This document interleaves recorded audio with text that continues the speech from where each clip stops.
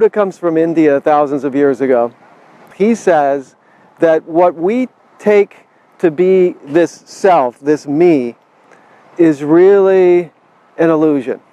Because of our certainty, or at least the illusion of our certainty, we have this thing that we have to take care of and we have to protect.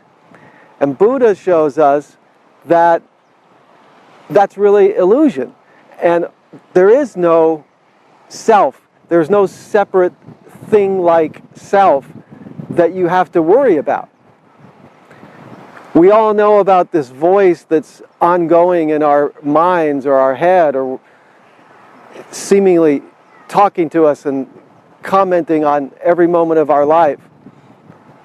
And that voice seems preoccupied with us. It seems preoccupied with us being safe, being comfortable. If you spend all your life worried about being comfortable, where's that going to get you? Especially since this physical body, this physical life, isn't going to last forever, and we're all going to die.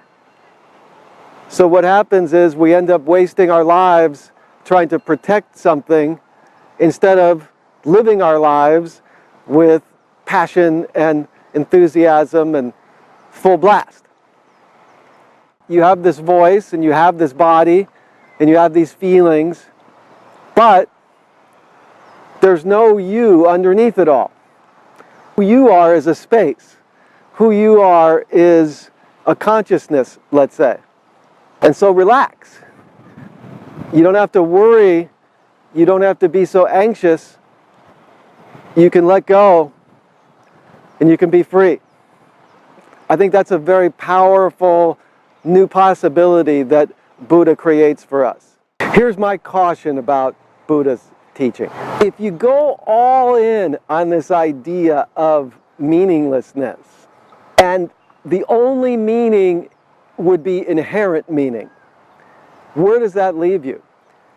Without inherent meaning, then there's no meaning. It's sort of 100% or zero. Buddha says, look, sorry to say, but the truth is, the answer is zero. There's nothing. There's no inherent meaning, therefore there's no meaning.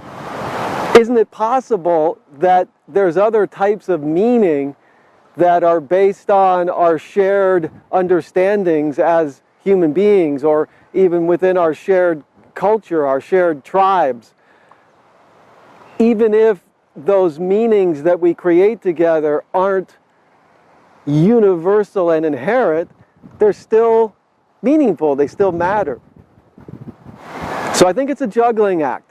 And I think on one ball that you juggle, you're saying, I don't have to be so anxious, I don't have to be so stressed, I can relax because I don't have this me, this thing, this inherent thing that I have to protect.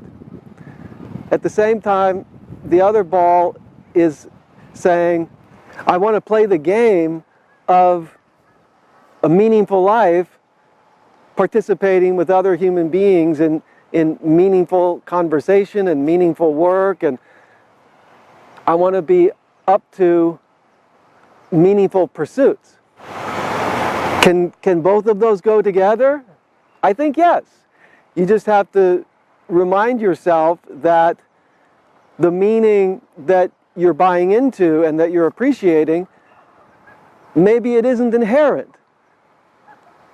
But that's okay. It's still very valuable and important, and it's still worth potentially giving your life to.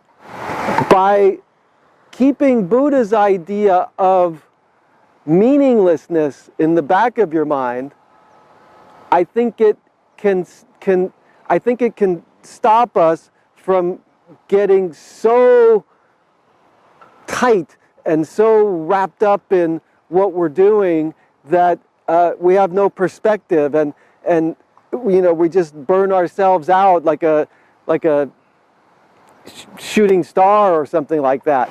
So the bottom line is, take the idea of no self, lack of inherent meaning, and run with it. At the same time, run with the other possibility, or the complementary possibility, that although there's not inherent meaning, we still have meaning, and it's subjective, it's communal, but it's still important, and we can still play the game that it matters to us.